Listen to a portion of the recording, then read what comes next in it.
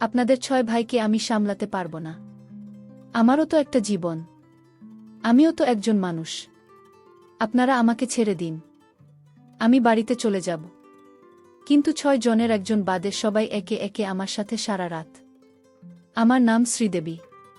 একই বাড়ির 6 ভাইয়ের সঙ্গে যখন আমার নিজের বাবা মা আমার বিয়ে জোর জবরদস্তি করিয়ে দেয়, তারপর বাসর রাতে ভয়ে আমার কপাল থেকে চোখ দুটি যেন বেরিয়ে যায়। আসলে কলেজ লাইফে আমি সুজয় নামের একটি ছেলেকে ভালোবেসেছিলাম। সেও আমাকে অনেক ভালোবাসত। আমি তার প্রেমে এতটাই পাগল ছিলাম যে তার ব্যাপারে কোনো কিছু খোঁজখবর না নিয়ে আমি বাবা মাকে তার ব্যাপারে বলে দিই এবং বাবা মাকে এটাও জানিয়ে দিই। বিয়ে করলে সুজয়কে করব। আমার বাবা মা এতে কোনো আপত্তি ছিল না। কারণ আমি তো অনেক বড় ঘরের ছেলে ছিল। আসলে আমি শহরের মেয়ে ছিলাম। সুজয় গ্রাম থেকে এসেছিল শহরে পড়াশোনা করার জন্য। তাই আমি জয়ের ব্যাপারে এবং তার ফ্যামিলির ব্যাপারে বিয়ের আগেই জানতে পেরেছিলাম। আমি আগে সুজয়ের ব্যাপারে খুব বেশি কিছু জানতাম না। আমি তো সুজয়ের টাকা পয়সা দেখে ভালোবাসিনি। তার মন দেখে এবং ব্যবহার দেখে তাকে ভালোবেসেছিলাম। কিন্তু আমি স্বপ্নেও ভাবিনি ভালোবাসার নাম করে আমাকে এভাবে ঠকাবে। সূর্য যখন তার বাড়িতে তার মা ও তার ভাইদের আমাদের দুজনের ব্যাপারে এসব বলেছিল, তখন তাদের বাড়ির সবাই এই বিয়েতে রাজি ছিল। তারপর আমার সুজয়ের বিয়েটা পাকা হয়। আমি তো অনেক খুশি ছিলাম এটা ভেবে যে আমাদের স্বপ্ন এবার পূরণ হতে চলেছে।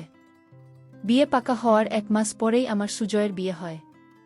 আমার শাশুড়ি ও ভাসুর বিয়ের আগে আমার বাবা মাকে বলে গিয়েছিল তারা কোনো অনুষ্ঠান করবেন না, খুব নর্মালভাবে বিয়েটা করবে। আমার বাবা মায়ের এতে কোনো আপত্তি ছিল না।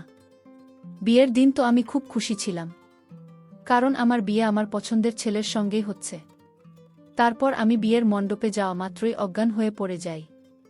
কারণ ওখানে গিয়ে আমি যখন জানতে পারি আমার বিয়ে সুজয়ের বাকি ভাইদের সঙ্গে হবে, মানে ওই পরিবারের একসঙ্গে 6 ভাইয়ের সঙ্গে আমার বিয়ে হবে। তারপর ওই অবস্থায় তারা 6 ভাই মিলে আমার সঙ্গে বিয়ে করেন।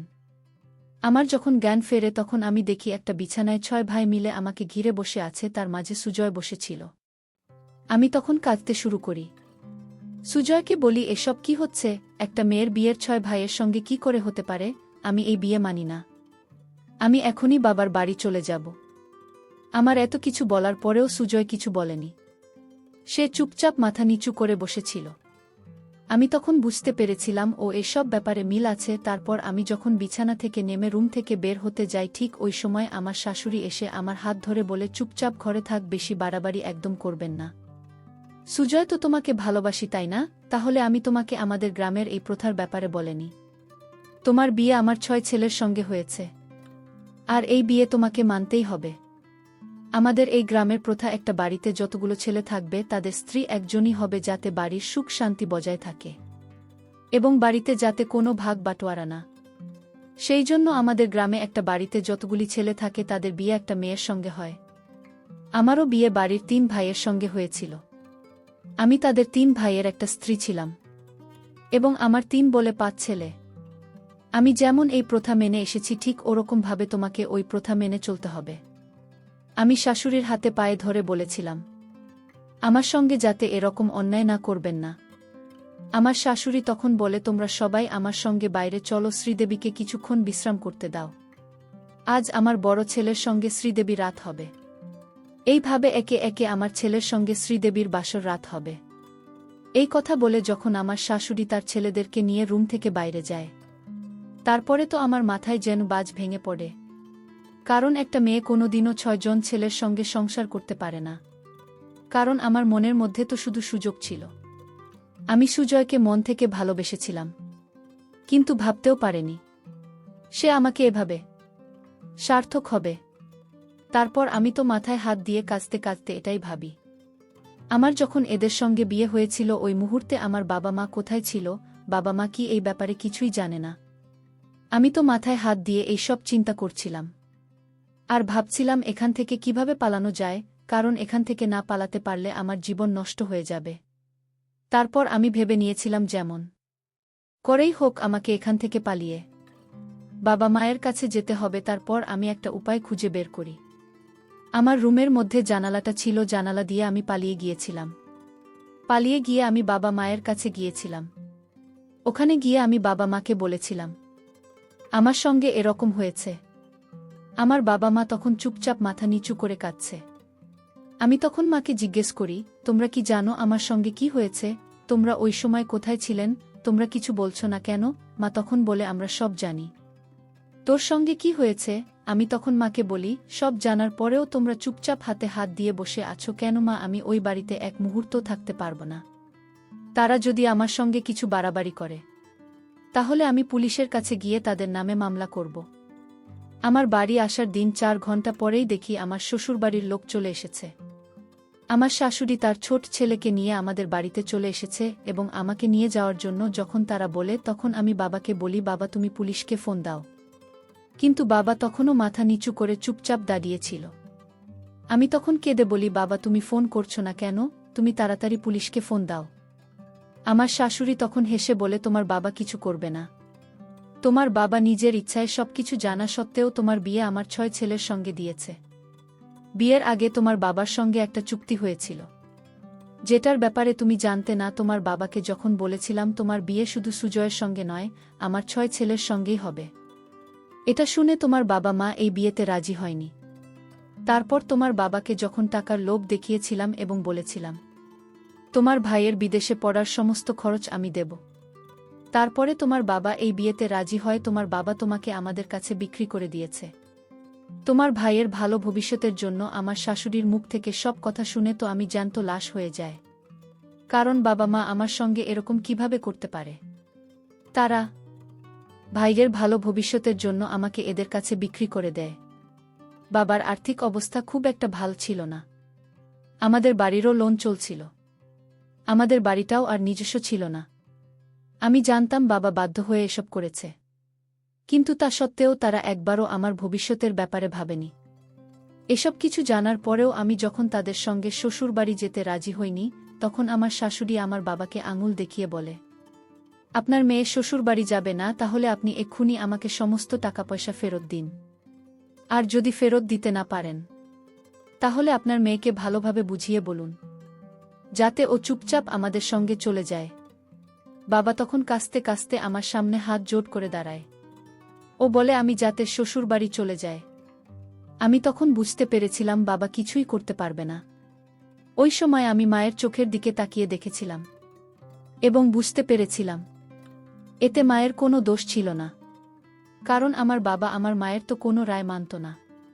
মা নিশ্চয়ই ব্যাপারে বাধা দিয়েছিল, কিন্তু বাবা হয়তো মানেনি। তখন আমি চুপচাপ আমার শাশুড়ির সঙ্গে শ্বশুরবাড়ি চলে যায়। শ্বশুরবাড়ি আসার পরে সেদিন না চাইতেও সুজয়ের বড় দাদার সঙ্গে আমার প্রথম রাত হয়।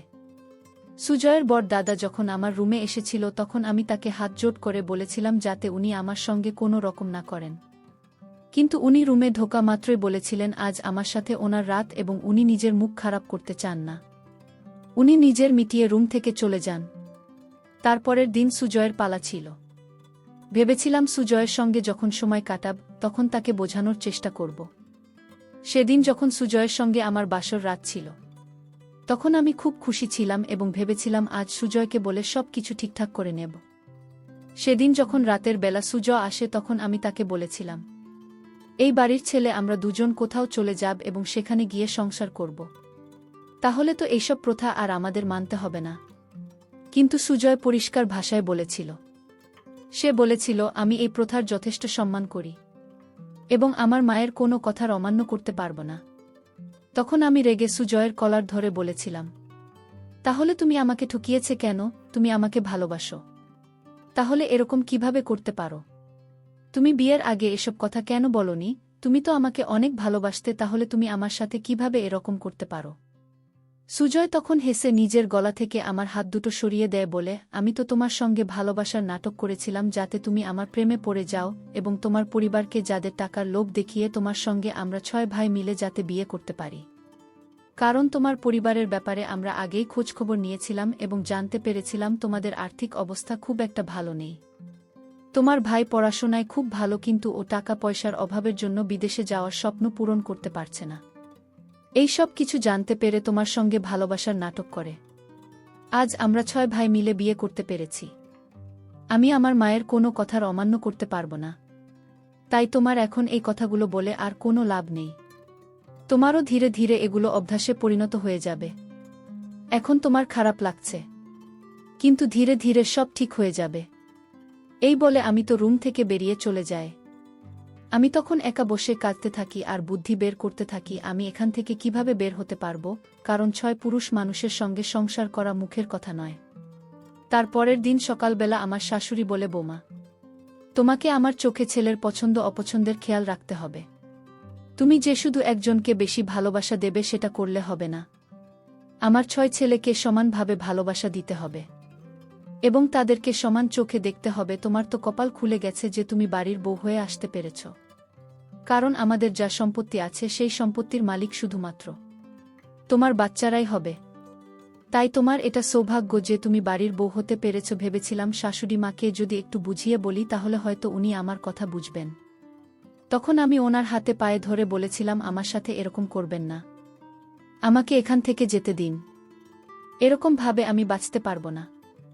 আমার শাশুড়ি তখন বলে, তোমার ভয় পাওয়ার কিছু নেই, আমি তো আছি তোমার সাথে, তোমাকে আমি সব কিছু শিখিয়ে দেব এবং ধীরে ধীরে তোমার এগুলো অভ্যাসে পরিণত হয়ে যাবে। উনি তো আমার কোনো কথা শুনতে রাজি হননি। সেদিন আমি লুকিয়ে আমার শাশুড়ি ও তার ছেলেদের কথা শুনেছিলাম। আমার শাশুড়ির 6 ছেলে তাদের মাকে নিয়ে ঘরের ভেতরে কিছু কথা বলেছিল। সেই সময় আমার শাশুড়ির মেজ ছেলে মানে সাজি তার মাকে বলছিল, মা, শ্রীদেবী তো সুজয়কে ভালোবাসে, আর আজকের শ্রীদেবীর সাথে আমার বাসর রাত আছে। ওই মেয়েটার সাথে এত অত্যাচার করা কি ঠিক? কিভাবে আমাদের 6 ভাইকে সামলাবে? ঠিক ওই সময় সুজয় ও তার বড় দাদাকে বলে, এত কষ্ট করে মেয়েটাকে বউ বানিয়ে নিয়ে আসতে পেরেছি, আর তুই সব কিছু নষ্ট করে দিতে চাইছিস? আমাদের গ্রামে এই প্রথা অনেক আগে থেকেই সবাই মেনে চলেছে, তাই আমরাও এই প্রথম মেনে চলব। তোকে ভালো লাগুক আর না লাগুক তোকে এগুলো মেনে চলতেই হবে। তখন আমার শাশুড়ি সাজিদের মাথায় হাত দিয়ে বলে, ধীরে ধীরে সব কিছু ঠিক হয়ে যাবে, তাই এসব নিয়ে আর বেশি মাথা ঘামাতে হবে না। এবার তোমরা সবাই নিজের নিজের কাজে যাও। সেদিন যখন সাজিদের সঙ্গে আমার বাসর রাখছি, সেদিন আমি সাজিদের ব্যবহার দেখে অনেক আশ্চর্য হয়েছিলাম, কারণ সে তার বাকি ভাইদের থেকে সম্পূর্ণ আলাদা ছিল।